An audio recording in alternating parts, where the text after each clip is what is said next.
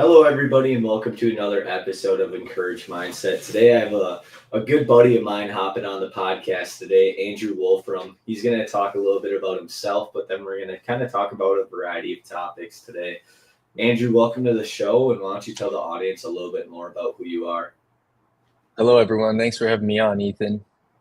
Ethan invited me onto this podcast. I'm a friend of his, a native Wisconsinite from Green Bay, Wisconsin, currently in medical school, just finished my third year, and I'll be taking a big step two exam and then applying for residencies this fall. That's pretty much about me. Obviously, a Packer fan, went to undergrad at UW-Madison, majored in kinesiology, and I'm a Catholic. Going to be getting married this winter. So that's exciting news. Yeah, so okay, let's dive into the first part, and then we'll kind of get to the end of your story there about being engaged and getting married. So let's start with the first part about your studies, right? I think a lot of people are excited when they first go to college. They choose a major.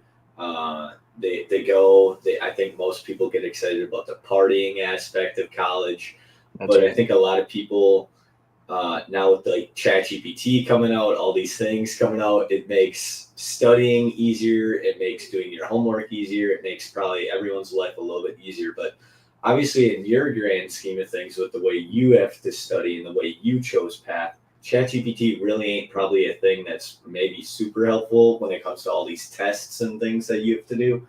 So, like, what are some things that you do to get yourself in the mindset to study and to focus on school? Absolutely. The three biggest things are eating right, sleeping right, and exercising. If I do those three things, my body's right. Obviously, prayer as well for mental.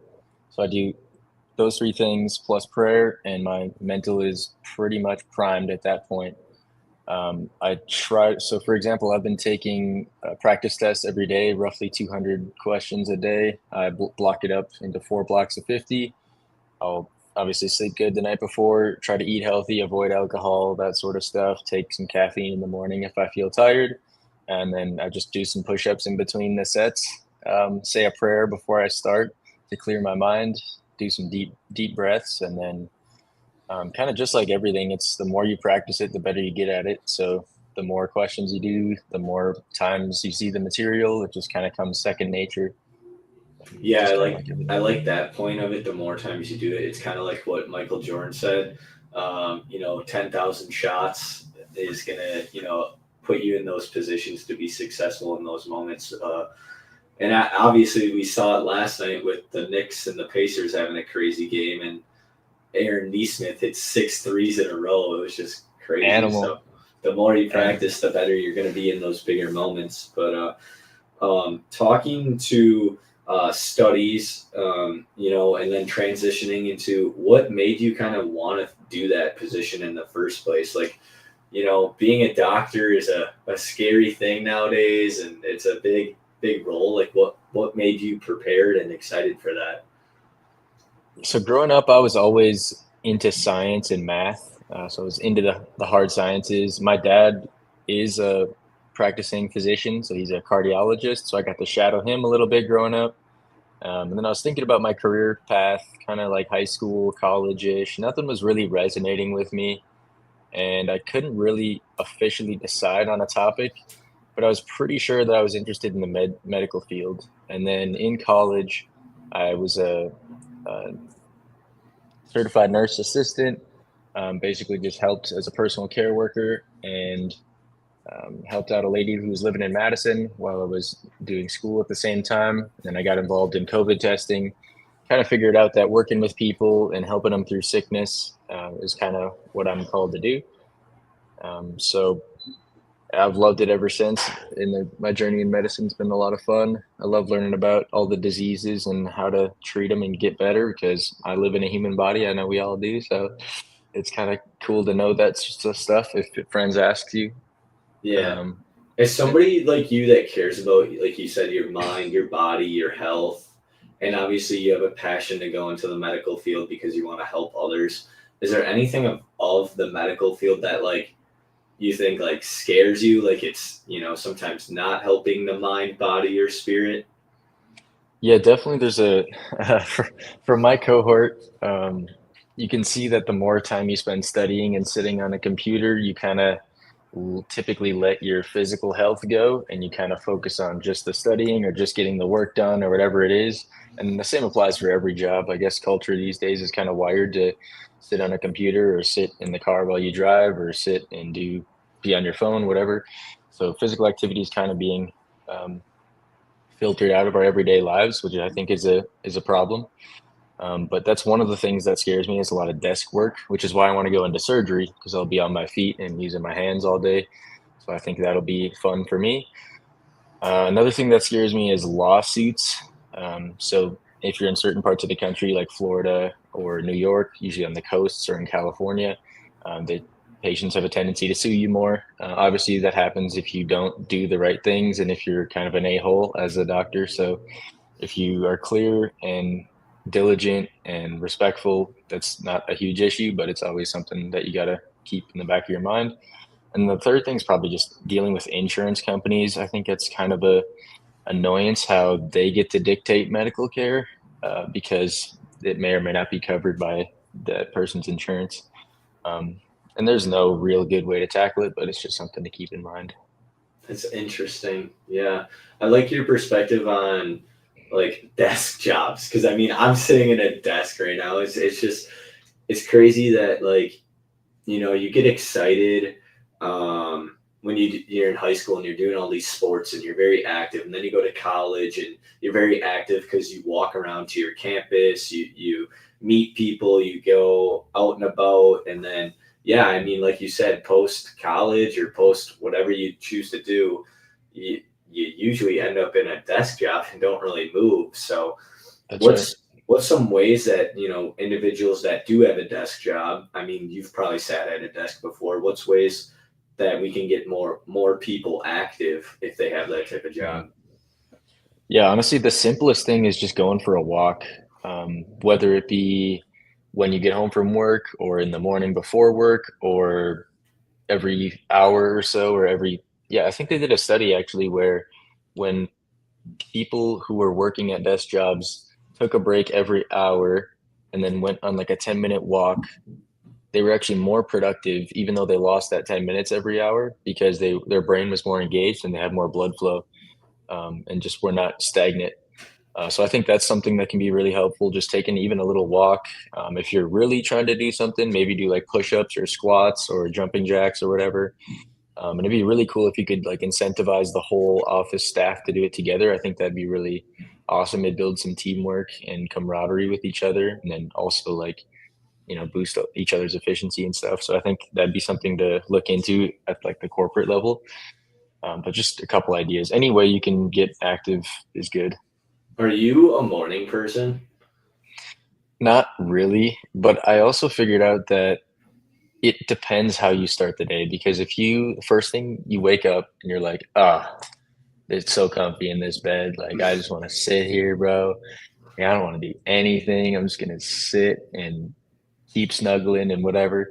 But if you get out of bed immediately and then like start getting things done, it just flows. And if I think you start your morning like that and you have objectives that you got to achieve, like I'm gonna shower and then I'm gonna eat and then I'm gonna do this thing and then next thing you know you already accomplished like three of your tasks for the day and you just build that positive momentum. But typically I'm not much of a morning person, but usually if I do start off right and get things done, I have a lot of energy in the morning. Yeah, you know what I've kind of realized the more you kind of go about life is when you're a kid, you know, your mom and dad give you a chore list while they're at work. And the chore list is like vacuum, sweep the floor, you know, take out your garbage, do the laundry, etc. And the way you describe that, it kind of makes me feel like every morning people should basically just create a chore list. And the chore list is, hey, you know, 7 a.m., get up, 7:10, you know, and it doesn't really seem like a routine is kind of what I'm getting at, and it doesn't sound exciting. So how can we pitch these morning routines or evening routines or even like for example your studying routine, how can you make Mm. that exciting and not feel like a chore list? That's exactly right. That's a great way to put it. And I think anything that's put on you by someone else, or you, like, let's say you're on Instagram and you're like, oh, I see this person's morning routine. They do X, Y, and Z. I have to copy that completely. I think if you take something that you didn't make yourself, I think it becomes more of a chore because it doesn't mean as much to you. But I think if you make a list of things and be like, hey, what do I really care about? What do I want to get done in the morning? What do I think is important? And I make a list of those four most important things, and I accomplish at least three of those four, I think that would be the most meaningful and exciting for me.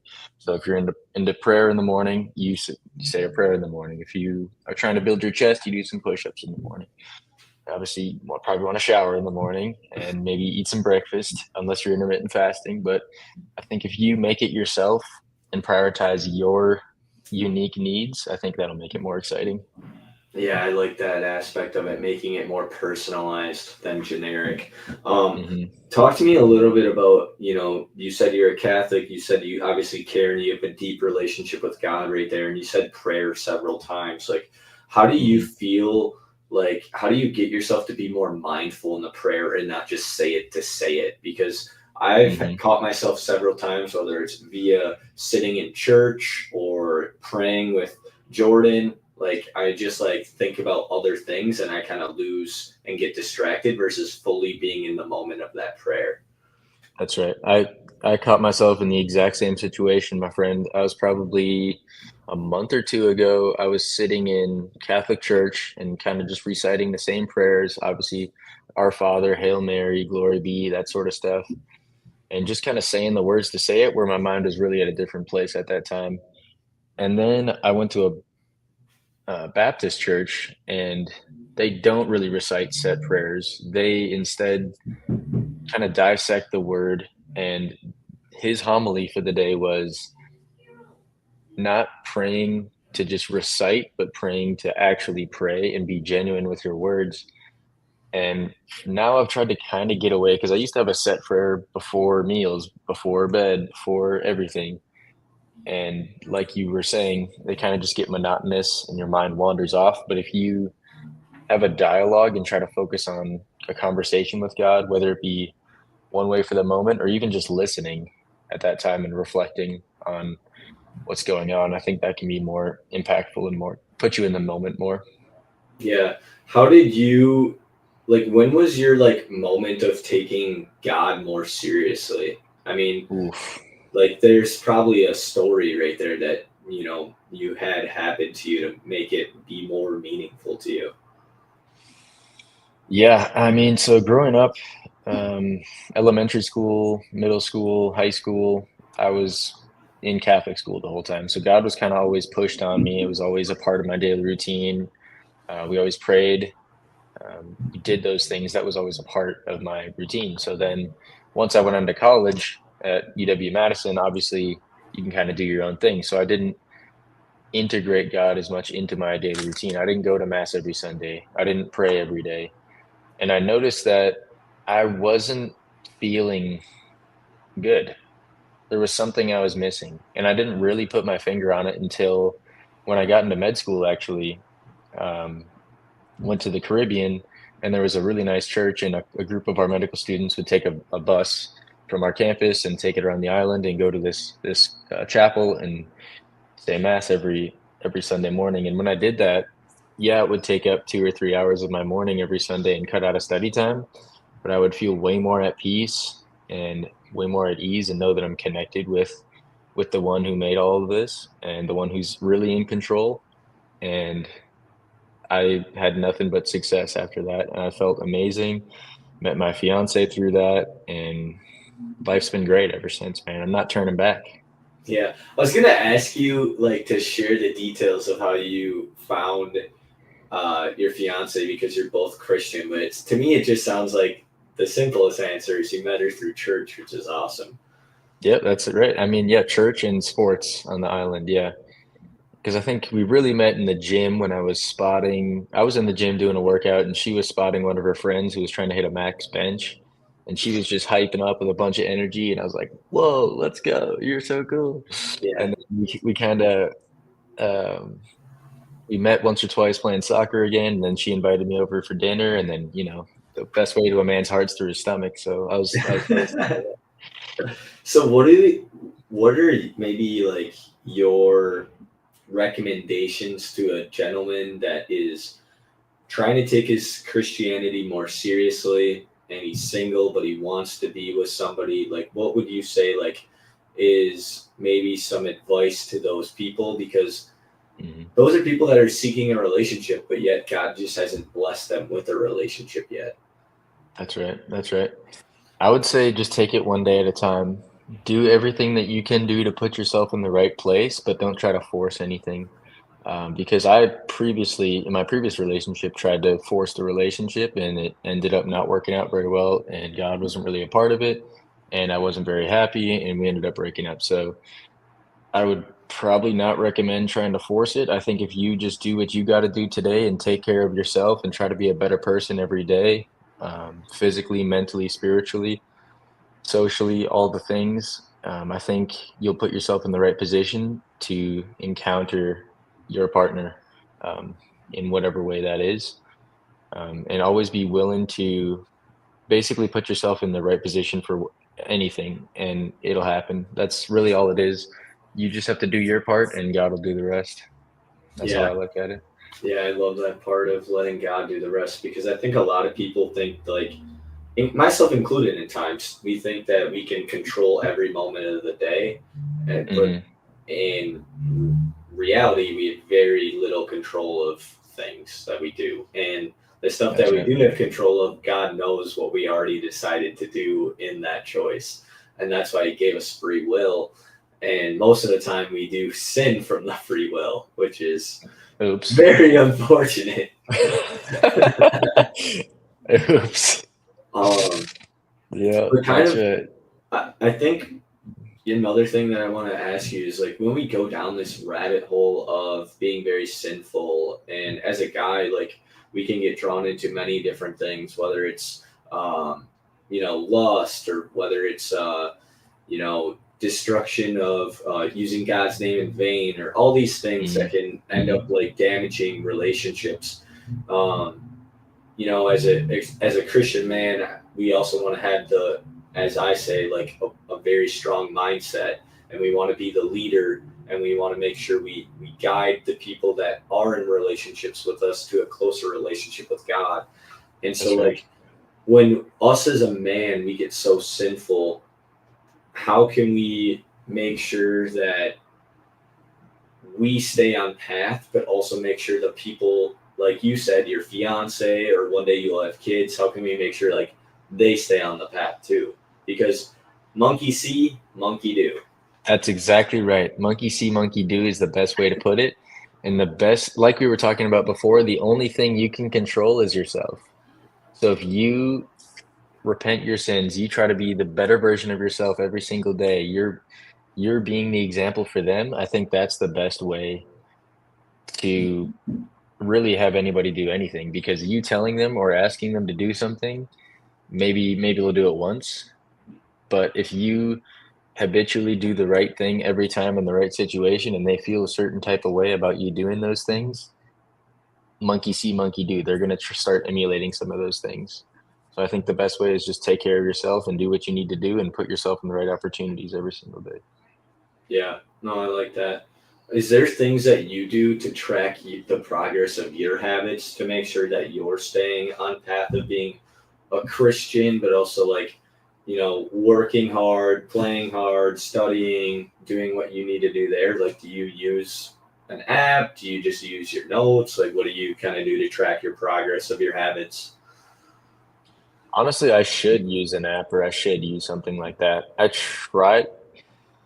try to just keep like a mental note, because I used to use apps to structure my workouts and all that sort of stuff. And I do have a Bible app that has like the verse of the day and stuff like that. And my fiance and I will read that, and we'll have like passages that we'll make comments on and stuff like that. So I guess I do use a Bible app. And I used to have like Excel spreadsheets for workouts and stuff like that. And I used to have meal plans.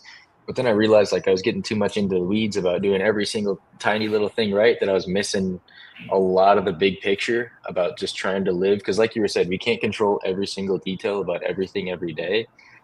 And one of my favorite analogies is, so you're trying to fill a jar up with all the good stuff, right? So you want to put the big boulders in first, and those big boulders are going to be sleep, diet, exercise, faith. You do that, then you sprinkle in some pebbles, and then you got your friends, and then you got your family, obviously, and then you got whatever else you like to do, and then you sprinkle on the sand, and that's like the TV, and then the supplements or whatever else you like to do, and then relax time, music, whatever it is. But just make sure that you do those boulders first, and the rest will kind of fall into place.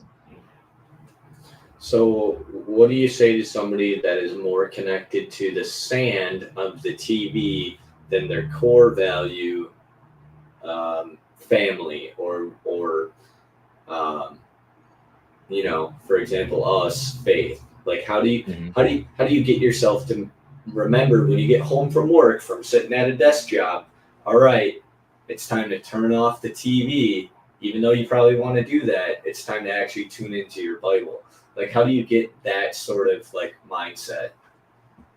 I think there's a time and a place for everything. And I think there is a time for TV. Absolutely. And I think if you schedule a time or know that I'll reward myself with TV for some or whatever you want to reward yourself with after you get your things done, usually that's how I like to do it. So I'll be like, okay, I'll come home from work. Obviously got that done.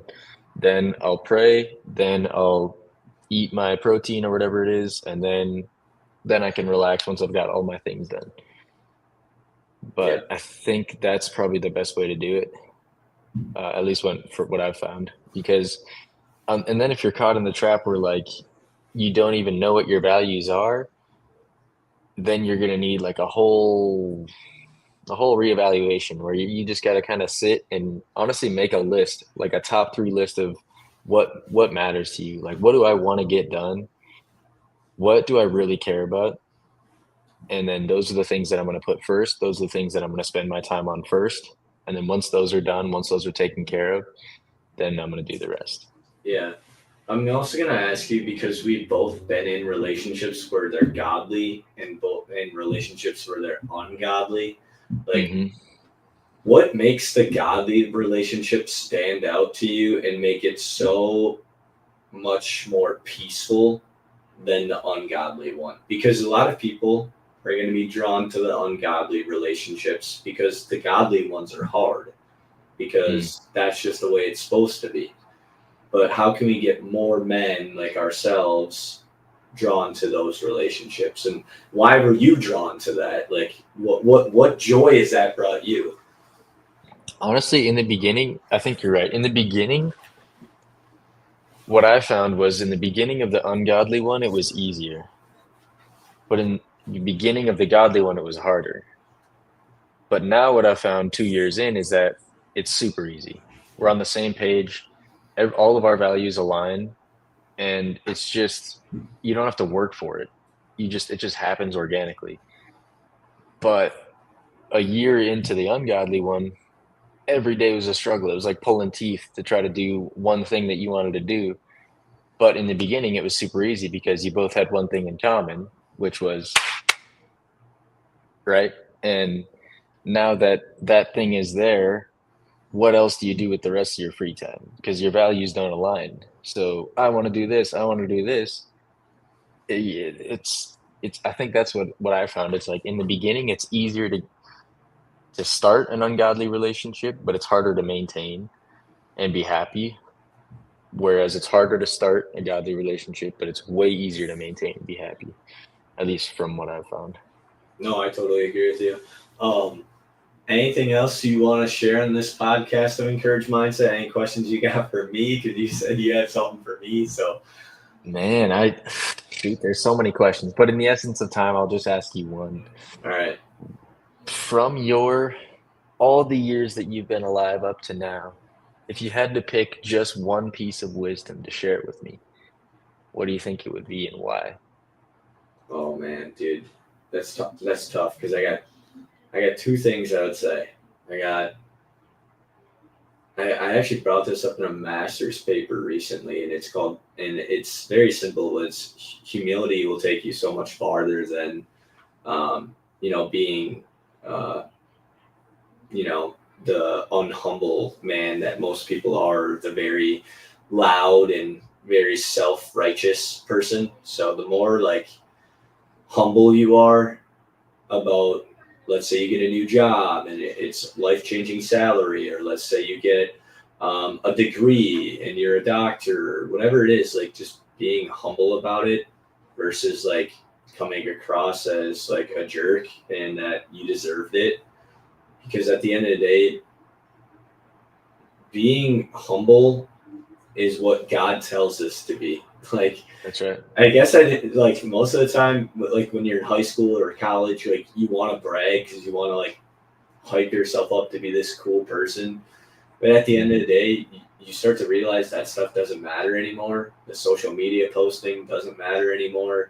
This podcast really, it doesn't matter. Like I'm not trying to get 40 million people to listen to my stuff. Like even if one person just listens, like just being humble about it. Like I got one great listener that took something away from this. Like that to me means more than like being famous or having a huge platform on this. But also like I heard from our pastor last Sunday, which was really cool, was the term of joy. And joy is different than being happy. It's different than being um, like, because happy is a feeling, and joy That's right. is like your permanent feeling, not feeling, but it's like your permanent uh, emotion with God is joy, because there's going to be moments where you're battle tested and you're going to be uncomfortable and you're going to go through and you're going to sin. But then at the end of the day, He's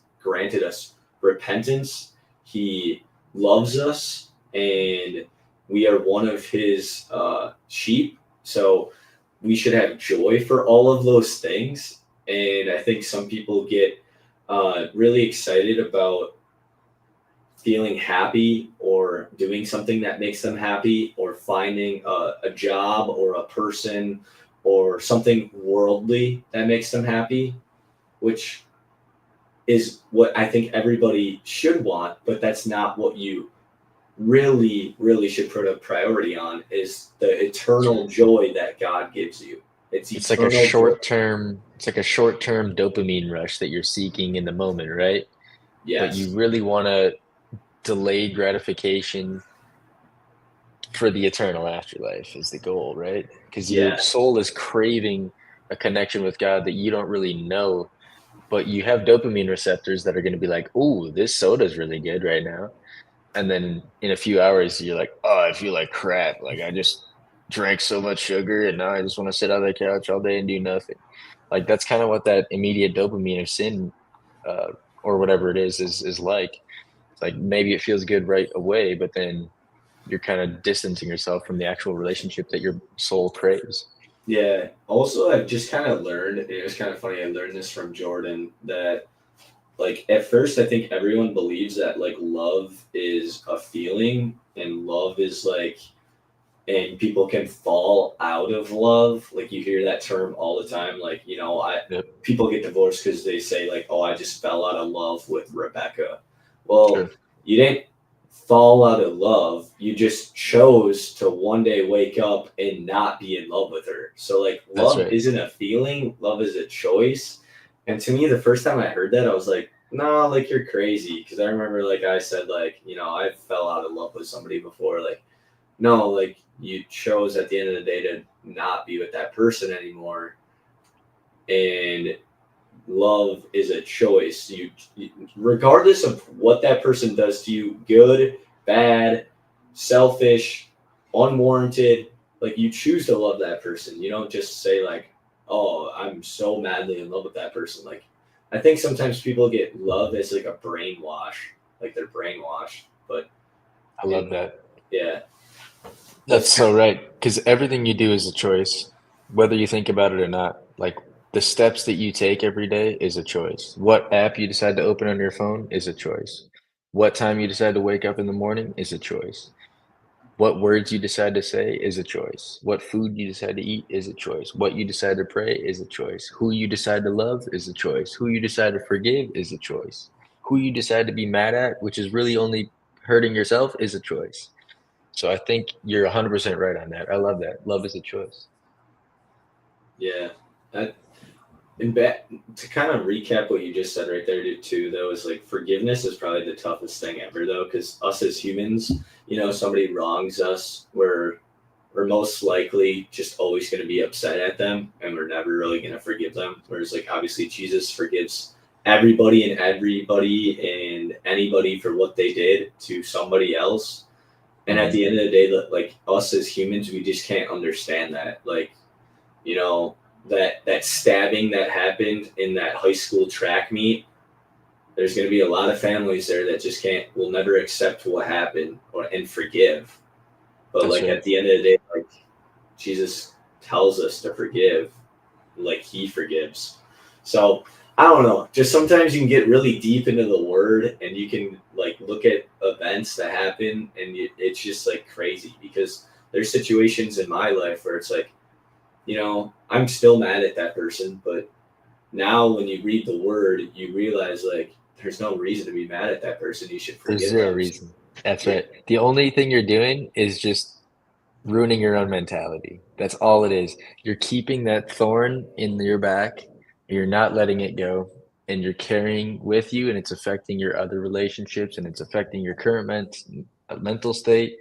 And there was the reason I talked about that or brought that up is because I've been listening, my fiance and I have been listening to this podcast by Joyce Meyer. I'm not sure if you know who that is.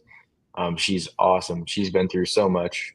Um, but she told this a story about how there was a person who would have these hallucinations basically where she would talk to God. And this teacher of hers was like, I think it was a priest, and he's like, ask Jesus what sin I committed in second grade, just to like really prove to see if it was Jesus. Like, I want to see if he knows. So then she has another hallucination and sees God, and she asks him like, what sin did he commit? And he's like, I don't remember. I don't care. I forgive him. I'm not weighing it over him. Like, he doesn't care, so why should we? Like, yeah, obviously we want to forgive the other person and forgive ourselves, and then we can move on. But it's harder to realize that as a human, like you said, because we have so many emotions that are involved. But yeah. I mean, just look at it in the terms of like, I mean, anything. I mean, you could do so many examples in the world, but I mean, you put yourself in a room with four other couples. Technically, a statistic today is saying two out of those four couples is divorced.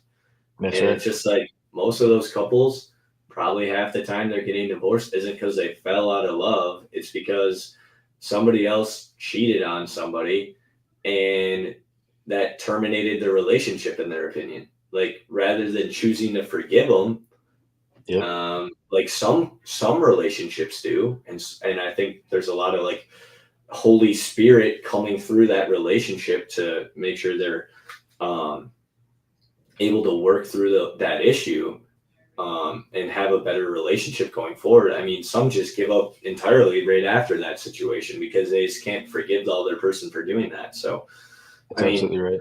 so crazy in this world that there's so many things that tie knots together. But I think, like you said, if people can remember that everything's a choice and they choose to do what they do, that's the best way you can have an encouraged mindset is choosing the right thing to do.